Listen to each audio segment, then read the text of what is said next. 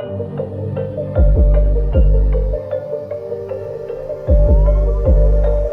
what's up guys? Sean back with another video, and today we're going to figure out why we're fatter than you. 6 reasons why Americans are obese, and why the rest of the world looks at us and thinks, what the hell's going on over there? What is causing the rising obesity epidemic? Personally, I like to blame Buc-ee's. Sometimes I blame the USPS, like the Postal Service, because I realize that stamps have 5 calories if you lick them. But I like to blame different things on different days. But most of all, I blame myself and what I ate, what I chose to eat. So I definitely put it on me more than anyone else, even though I think it's a lot of fun to blame other stuff. But yeah, let's check out what exactly is going on with us. It's no secret that obesity in America has been an ongoing issue, and that doesn't seem to change anytime soon. In fact, according to Harvard University, about 2 in every 3 adults, or 69% of the population in the US, are overweight, while 1 in 3 adults are obese, or 39%. Not much 69 going on when you get that big, but yeah, I see what they're saying. It has to make you wonder how the most powerful and advanced nation in the world could be so obese, especially when compared to other countries in Europe and Asia.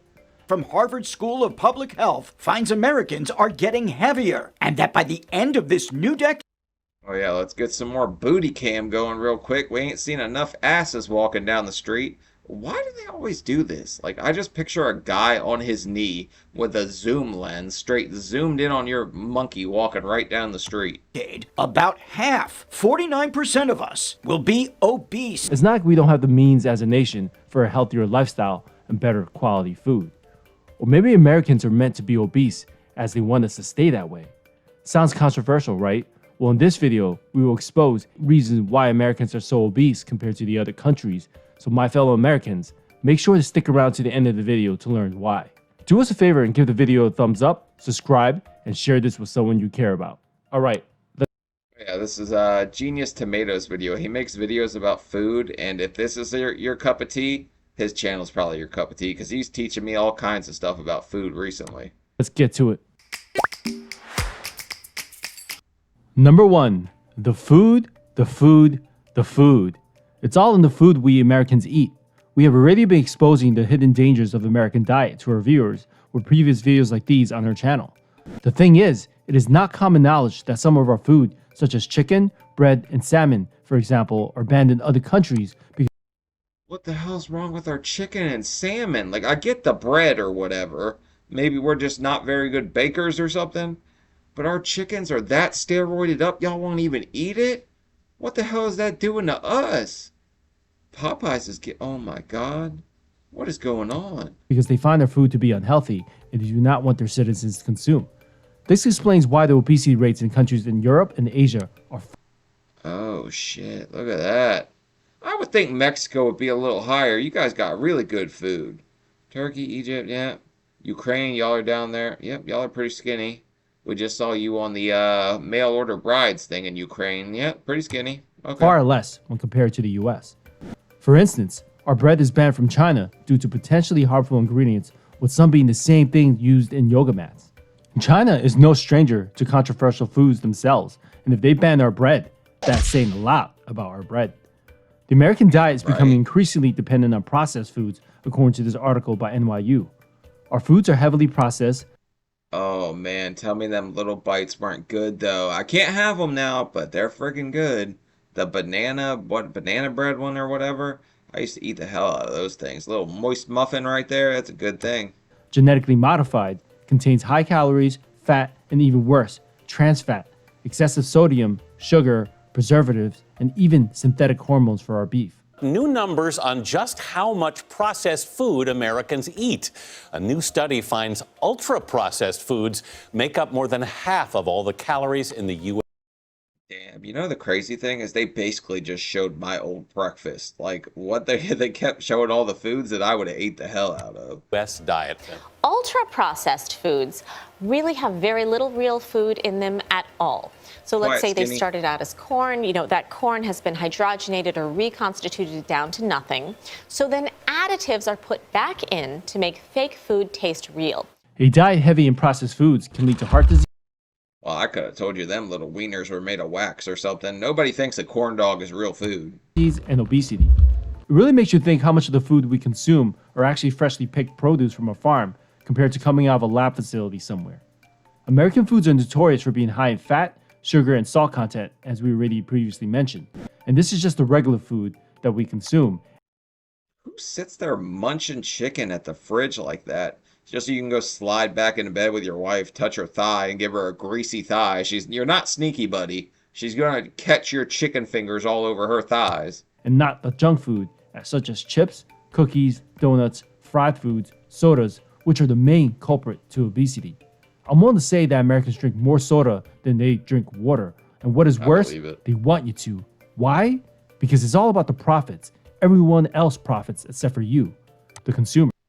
I mean, I used to only drink soda. Like, water, that was a foreign concept to me. I was like, why the hell would I want to drink water? It's not sweet or anything. But now, I try to only drink primarily water. Which brings us to number 2. They're trying to increase their share of your stomach and increase the amount of profit they're making off the food you eat. Joke's on you. I got rid of 90% of mine, sucker. You're out of here now. Can't make much off of me. There's science behind that crunch. The food industry is even researching Why are we putting glue on people's tongues? I don't think that's a very good taste test. the connection between the taste receptors on your tongue and the corresponding chemical reaction in your brain. The result? Carefully engineered combinations of salt, sugar, fat, and chemicals deliberately designed so you can't eat just one. Number 2, it's all about the profits. Ever heard the old saying, the better it tastes, the unhealthier it probably is? That means more salt, more sugar, more fat. Crispy crack, we had the Chinese buffet. I mean, they're showing some pretty good damn stuff. I hope I'm not making all y'all hungry, but stick to your damn diets. Do not eat this stuff. It's Satan's food. And all those questionable ingredients that makes the taste buds so happy, but probably not doing favors for your health, your blood pressure, your waistline, and weight. Ultimately, the food companies that manufacture these foods will profit from your purchases, as well as the supermarket and vendors' profits, and the city will profit from the sales taxes of these purchases.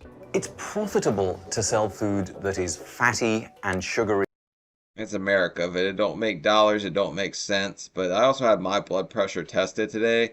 It was like 116/76. And salty and addictive.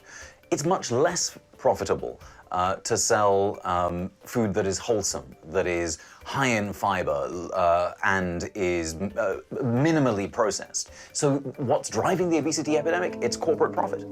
Currently, a handful of huge corporations own nearly every brand of food.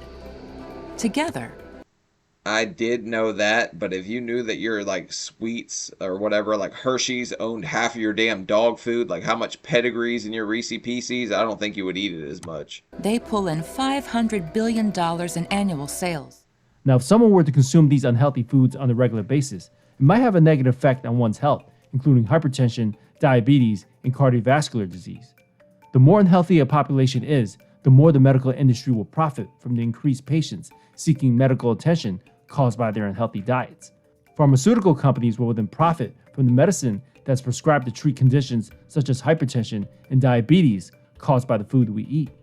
As you can see where I believe that, but it's all one big cycle. It's a vicious cycle. You just get bigger, sicker, and then you end up, and then you go out and get more food. Like, it's just gonna keep on going and going until they do something about it. Stop like putting so much sugar or whatever in our food. But then people are revolt about that. Like, it's gonna be an issue either way you look at it. I'm going with this, it is a hamster wheel where the consumers does all the eating of this unhealthy food and heavily processed foods for that matter, and everyone else profits.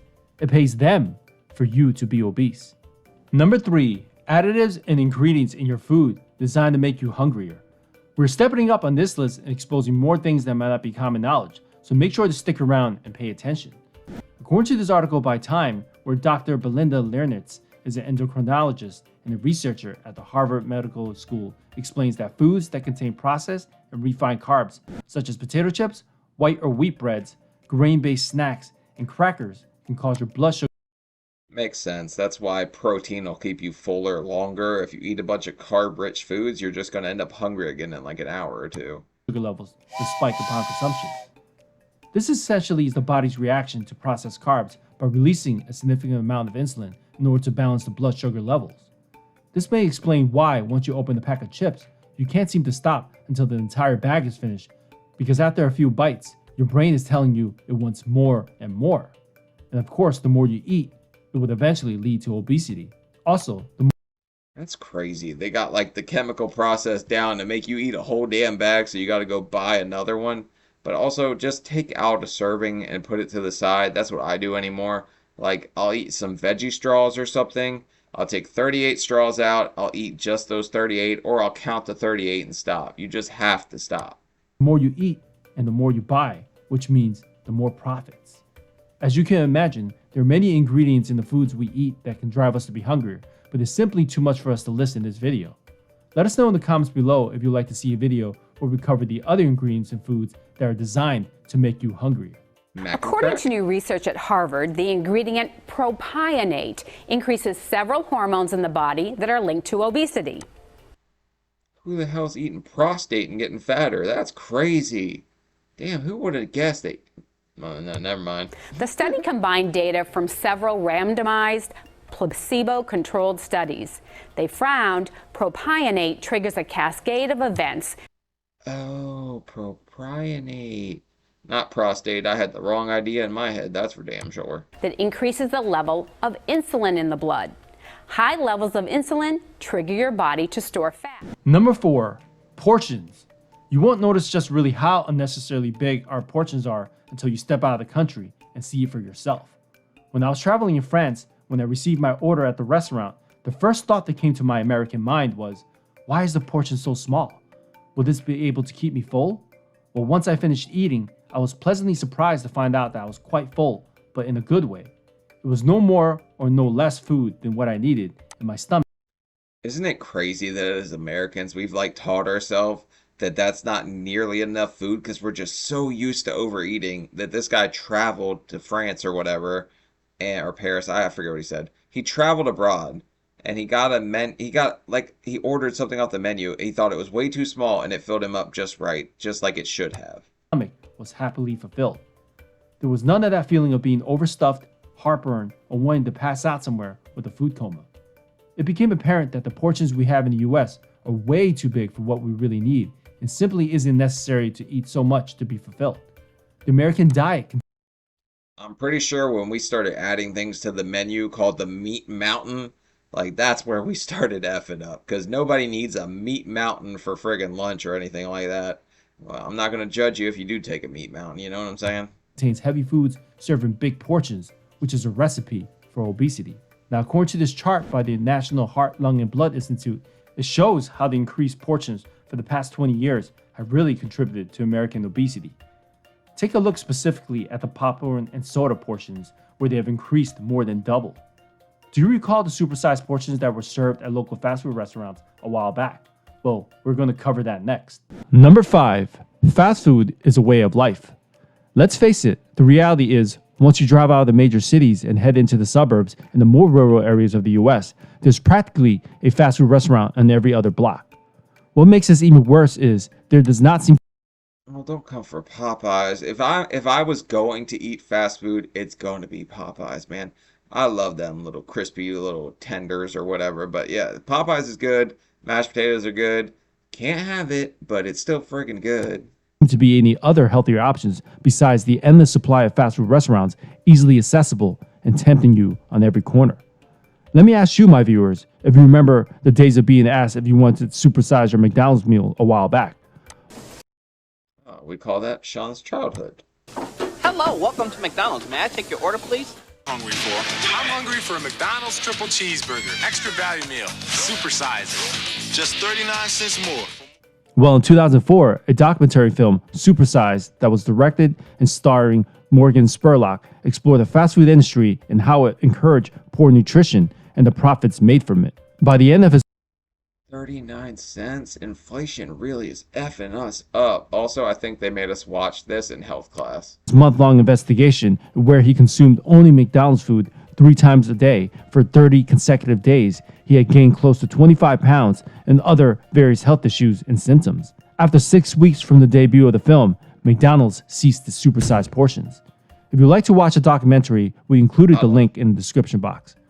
Ultimately, the fast food industry plays a major role in contributing to the American obesity epidemic.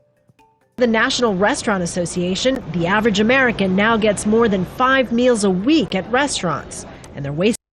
Damn, and prices are going up too. I just saw in like California, a Big Mac meal is close to $20 or something because they raised the minimum wage. But eating out 5 times a week, shit, I might have ate out 5 times in 3 days before. I just was in denial about how much I did it. Waistlines are expanding along with their tendency to eat out. Obesity is now among the nation's top public health concerns, and many fast food restaurants are responding with so-called healthy choices. It won't be easy to get Americans to. Can we stop with the full frontal fupa shots and the booty, like booty bandit cam? Like, come on, these people are just walking down the street. Next thing you know, they see their cheeks on the internet. Change their habits. In many disadvantaged neighborhoods, it's easier to find a fast food restaurant than a grocery store. Number 6, lack of exercise. Again, with the exception of the major cities within the US, Americans drive everywhere.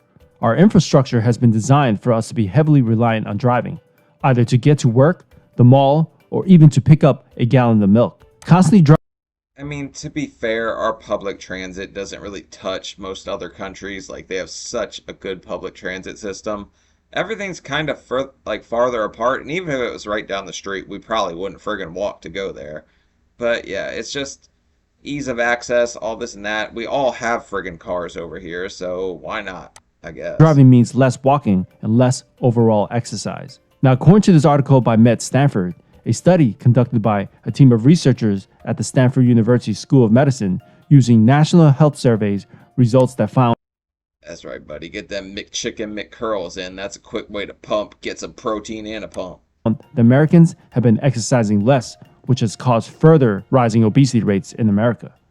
Combined with other lifestyle factors such as long work hours sitting down at the cubicle desk, video games, Netflix, and other conveniences such as food delivery apps, technology, escalators, and elevators have caused Americans to have even less reason to exercise.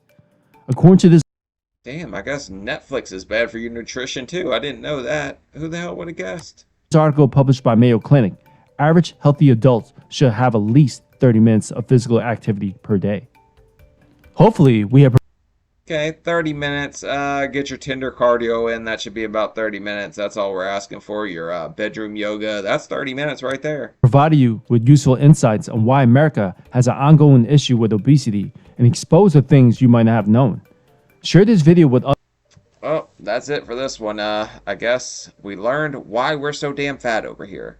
It's got a lot to do with something with yoga mats, prostates, no public transit. So yeah, we definitely need to pay more attention to what's in our food, decrease our serving sizes, and actually start to take things a little more serious before it gets even more out of control than it is. Because 69% of our adults being, I think they said overweight, obese was like 1/3 instead of 2/3. But that's just kind of insane to think that that's the direction we're working in here in the US. But alright, leave a like, leave a comment, and I'll see y'all later. Bye.